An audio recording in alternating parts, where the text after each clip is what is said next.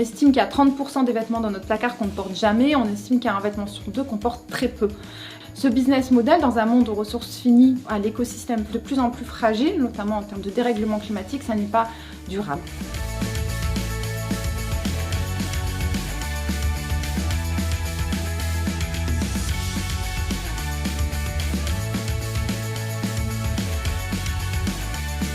J'utilise des chemises de papa. Parfois, j'ai utilisé aussi du linge de maison.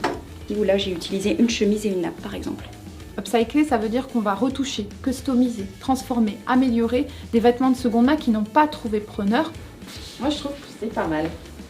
Voilà, et donc ça, c'est un manteau, une veste d'homme qui devient une veste de femme croisée avec quelques retouches. Donc on travaille avec des designers et des créateurs locaux qui se sont engagés pour créer des produits de mode et d'habillement à partir de déchets textiles.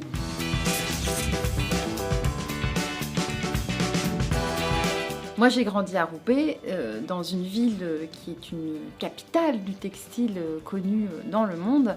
Et quand, dans les années 70-80, les châteaux de l'industrie se sont effondrés, qu'il y a eu une fin de toute une partie de l'activité liée au textile, évidemment, ça a été un bouleversement considérable. Et moi, je suis l'héritière de cette histoire.